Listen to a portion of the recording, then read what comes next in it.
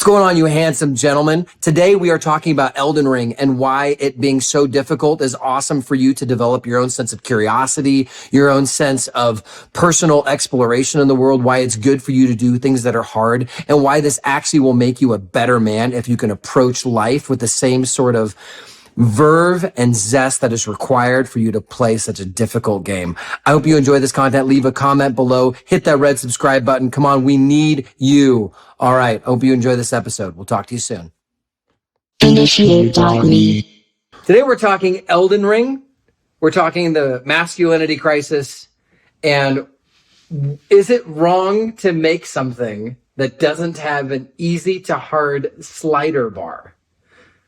Okay, so the challenge in video games. Now, this is Drew's first Souls game, except technically it's not. He actually played Kingsfield. Correct. Technically speaking, I played Kingsfield 1 and 2 when I was 13 and 14 or whatever. Some of the hardest video games I've ever played, right in there next to Seventh Saga, which you will know is one of the most impossible games ever played. Yeah, I hated that game. Yeah, and rightfully so. Mm-hmm. Rightfully so. But here's the deal. The big issue that is all over Twitter and everything right now is the idea of masculinity, or not masculinity, but it's the idea that should you make things more approachable, make them easier? Should you give everybody a trophy for just playing the sport?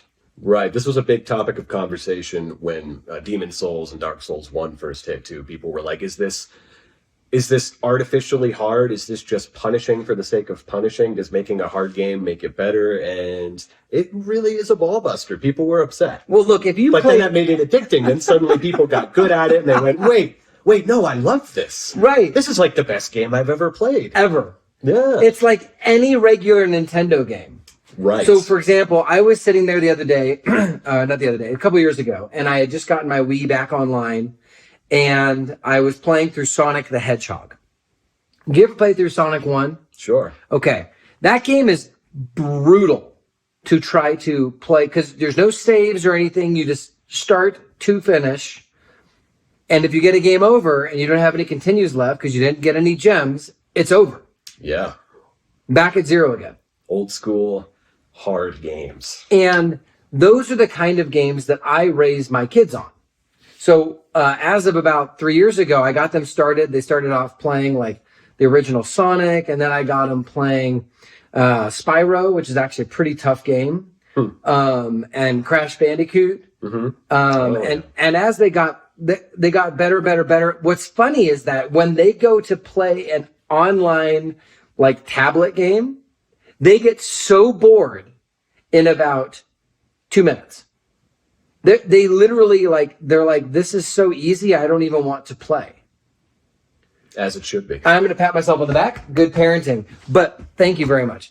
But the point is that the challenge to create something challenging does amazing things. And what I've been noticing, so I started playing Elden Ring about a week ago, and I'm on one of my video game binges, and I think I logged 35 hours in the last week. So, and now keep in mind, prior to that, Drew had logged about 200 hours into his master.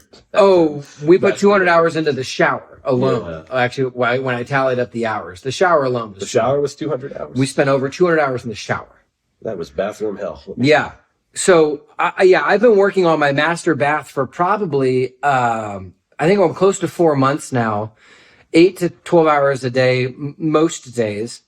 And so, I'm on a little bit of a video game binge right now, which is nice. But what I'm noticing about Elden Ring is that everything is open world, and so everything is curiosity driven. Mm-hmm. If you're not curious, you will not play Elden Ring because there's no tasks for you to complete. There's nothing for you to do other than things that you want to do.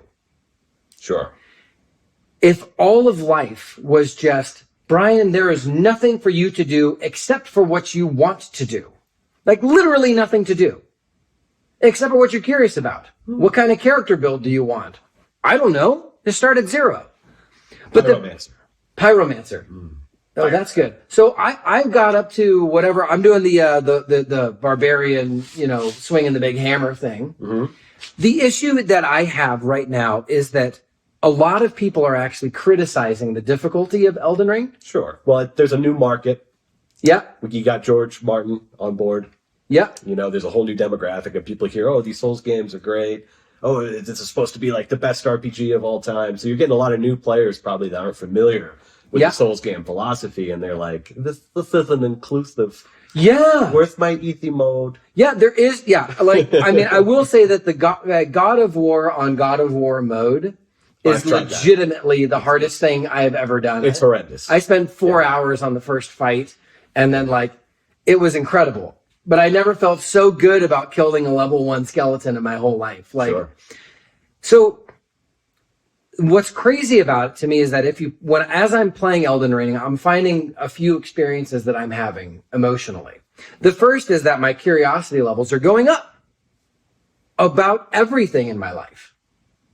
I'm finding that my dopamine, or my capacity to sit down and do something challenging, is, of course, I like a good sufferfest. Like, I like a good sufferfest like it's my job. But I'm not as bothered by it.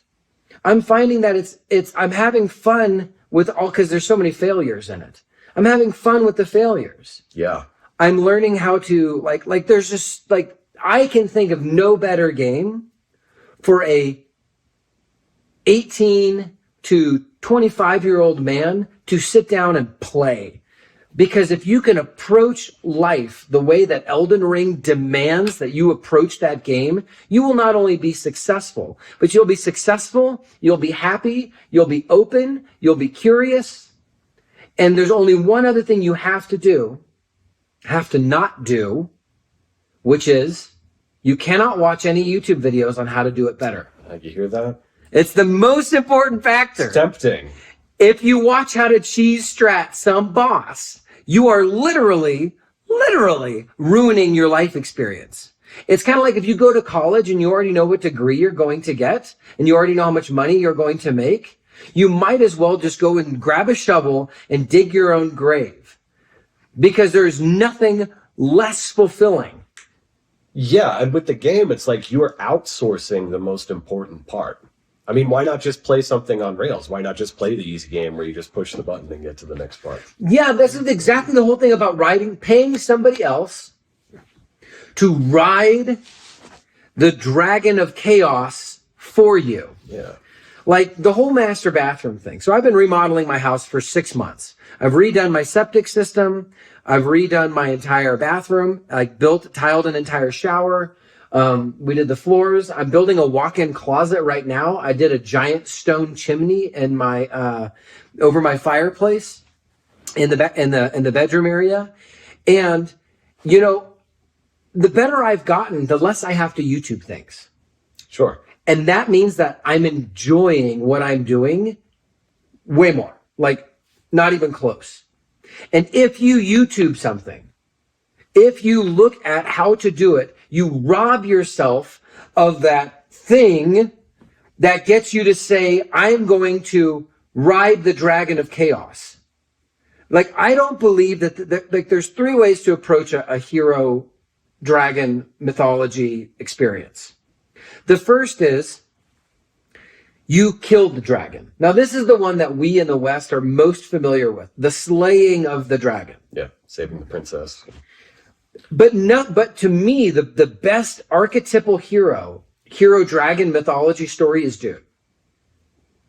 The greatest guy is not the guy that slays the dragon, it's the guy that rides the dragon. You don't kill the chaos, you become the chaos, and you're fine with it. Like, you've lived with me now lived on the property here for 3 months now, 4 months? Yeah. And you've seen how I ride the dragon of chaos. He is Paul Muad'Dib in the flesh. Well, thank you. So, yeah. Well, you know, and nothing is a bigger ego stroke, honestly, than just getting through the fell demon Margit in Elden Ring. That's the thing that makes me. I went to bed last night at 3:15 in the morning, and I felt like a stud. Awesome. So just to clear things up, if you're going to try to redo your bathroom and you have no experience as a contractor, you're going to want to watch that YouTube. Yeah. Okay. But if you're playing a video game, Okay, just think of the stakes here. It's like it's a simulation. You have the perfect opportunity to ride that dragon. Right. Where there's no real world consequences. It's a game. It's a simulation. Right. Okay. Now, in the context of the bathroom, you could I can watch YouTube videos on how to, essentially all I'm doing is watching a YouTube video on how to swing a sword, right? Right. That's not the journey. That's just how to swing a sword. But once you get there, you're putting it into practice, and then there you go. Nothing of what I'm doing with the YouTube videos that I'm learning for contracting, they're not telling me, take this tile, cut it to this length, and put that tile right here.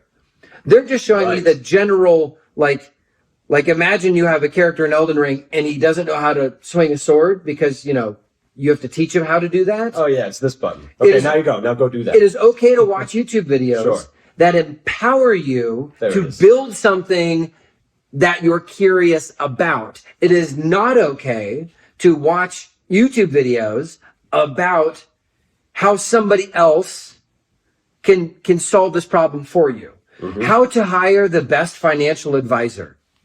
How to, who should I hire to build my marketing plan for me? Who should I hire to do this thing that you are supposed to do? So what YouTube can do is it can do this dopamine trick on you where it gives you the experience. You're living vicariously. You have hallucinated the satisfaction of having completed something. Right. Everyone who's watched 20 hours of some guy like woodworking has experienced this. Now, that's not a bad thing. I mean, that stuff's fun to watch. And don't get me wrong. But after, maybe your 50th hour of watching that guy, making pots or whatever, maybe you should go buy some clay. Maybe you should. And maybe you should just get the most basic information on how to start and make your first moves doing something like that, and then just go for it. Yep. So this is going to bring me into crypto land just a little bit. Okay. Because the problem with crypto land, cryptocurrency. No, I don't mean cryptocurrency. No? Crypto land. So crypto land is the headspace that people get into when they start dabbling with crypto and they think, I can make a ton of money really fast and then I can get out, right? And this is the idea. Yeah. The problem is this. If you make money without doing what you're passionate about, then when you get the money, all you'll either become is fearful of losing it. My process. Yeah, exactly. If you, heaven forbid. It's the Ring of Power right here. Actually, that's the Elden Ring. Spoiler alert. And you'll never find it because the wedding ring is the Ring of Power, and by power I mean deep submission. Yeah. That's what I actually mean. The wedding ring is my wife has the Ring of Power. Yeah, I just bought this for $50 on the internet. It's a very nice. To look like a pickup artist. Is it a mood ring? No, I think it's just sapphire. It's a nice ring. You like it? I do. Thank you. Yeah, my ring has a sunrise, and the mountains are shaped like the Sierras. Oh, cool. Yeah. Okay, so here's the deal. In crypto land, what winds up happening is that everybody's always looking for what everyone else is doing. Everyone else. Right? And then they jump on the bandwagon, and then all of a sudden, it goes sideways because what they didn't predict was what the project developers were going to do. And so while you spent all this time researching, and you spend all this money investing, and you spend all of this stuff, you built nothing. Yeah. You didn't build anything. You didn't even build a fork. You hear that? All you guys who got rich off Dogcoin? Yeah. Can you make a fork? What you could do, now here's what you could do though. You could pay somebody to make a fork for you, which is the argument. The argument is why should I build my own house? I bought a meme coin when it was 2 cents. I'll have someone else do that for me. Which is great. But what happens is when they do that, when you hire somebody else to build the thing you're curious about for you because you're too afraid to approach your own curiosity, you become afraid of who you actually are. Heaven forbid it works, because you will never get the courage to be yourself. Yeah. Heaven forbid you can take life and throw it on the easy slider bar. Heaven forbid. Heaven forbid you play life in story mode. Your life in story mode is pedantic, it's pedestrian, it's not worth watching, and it's certainly not the hero's journey. It's the voyeur jerking off's journey. Yeah, I don't think I want to watch that. I don't want to watch Probably it. not. No. No. So Elden Ring, what's so great about it is it's really hard. It forces you to get into all this curious spaces. And at the end of it, you even have to like make your own weapons, like make them better. Like everything about it says, look, if you can take these principles and you can apply them to your life,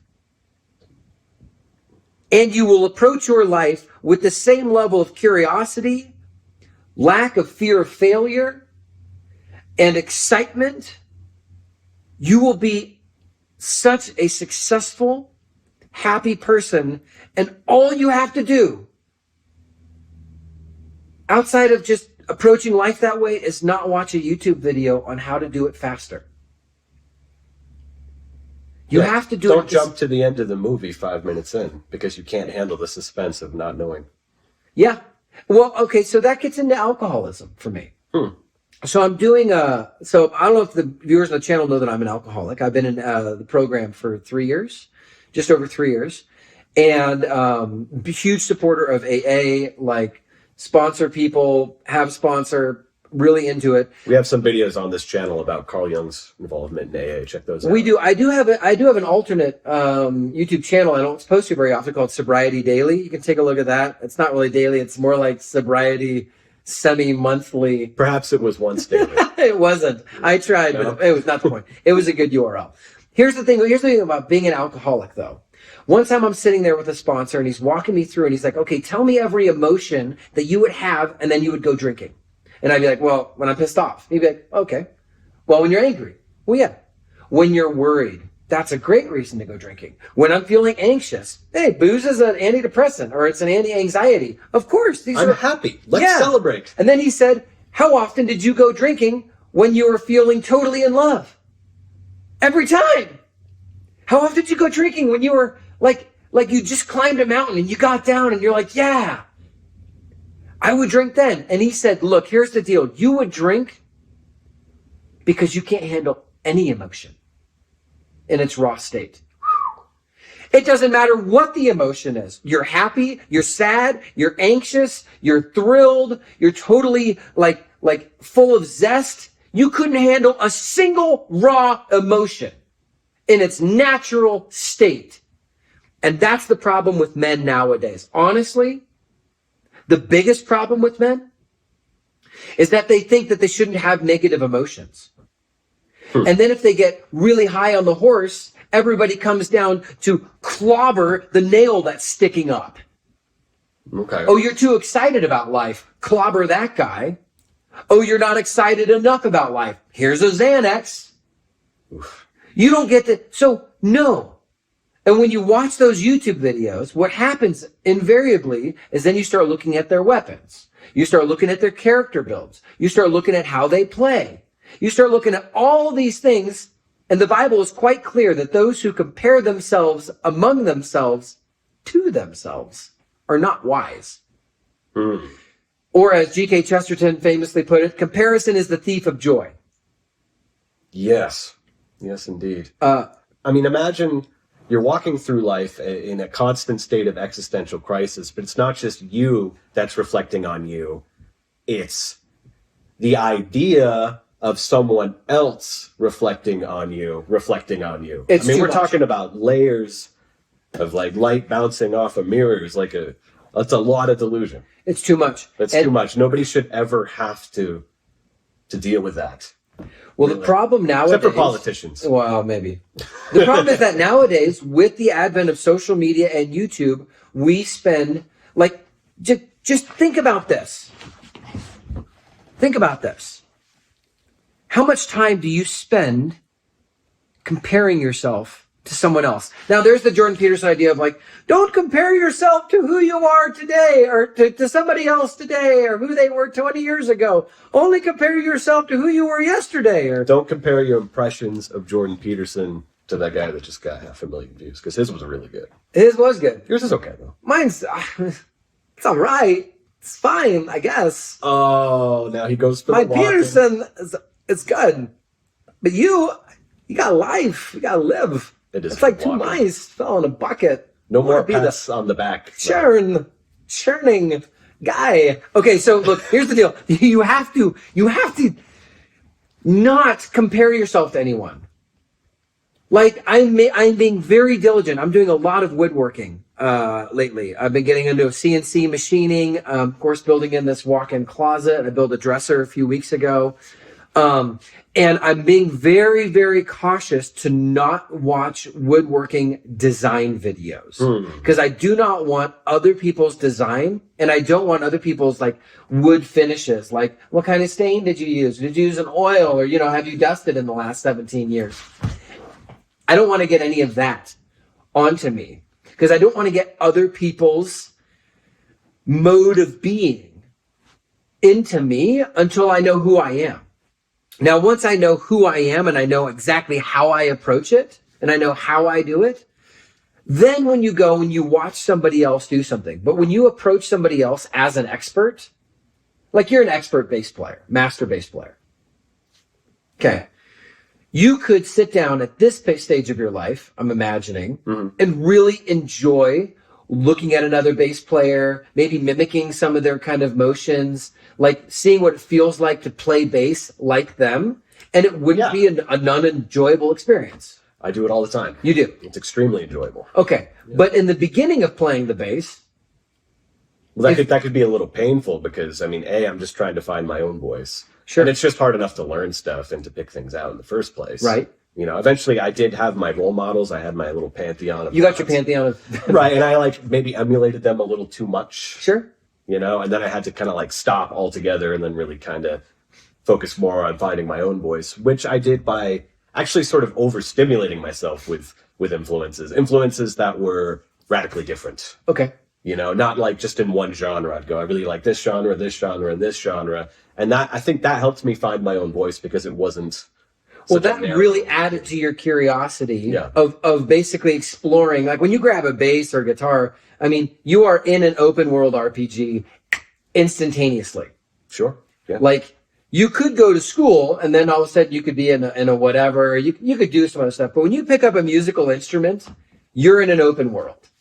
And you can take that instrument out into the real world and go have RPG kind of experiences where you have to play level 1 bars or level 1 street corners, right? Yeah. But again, if you take the same Elden Ring approach and you're like, I'm going to take this same approach to my guitar playing, and you just recognize the fact that like killing a level 1 skeleton is a big deal, you going and playing guitar in a street corner for an hour every other Saturday is a really big deal. Sure. So that's the approach. To me, that's the magic of Elden Ring. And more than that, don't let anyone ever look at you and say that the idea of get better is wrong. Agreed. Every day, look in the mirror and just be like, get better. Yeah. Like, cool that you made $1 million in cryptocurrency. That enhances none of your virtue. Maybe you're risk-taking, but you already did that. Now you're there. Now what?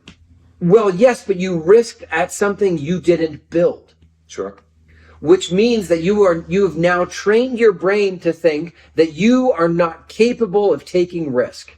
You're not good enough of taking your own risk to build your own thing. What your brain will then say is, you know what? You're really shrewd. You're really smart.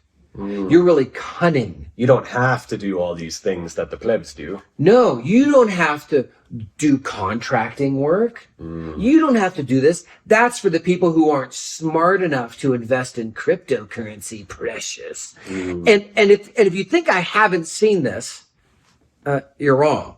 I have seen this over and over and over again. Anything that robs you of your ability to be curious, to want to work hard, to want to explore your own self, anything that has those elements in it, or anytime you find yourself, and this is what I'm talking about, shadow work. Curiosity is the language of the shadow. And if you suppress it too much, it will turn into taboo. Yes. If you don't do anything with it, then you will become lifeless.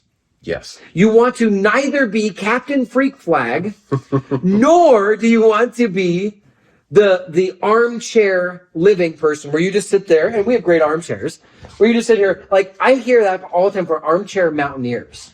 Well, you know, the reason why those guys died on Everest, well, they rubbed their belly and drank a six-pack. The reason they died on Everest is because they weren't looking at the... Like, shut up! Or the 400-pound guy yelling at the Broncos coach. Shut up!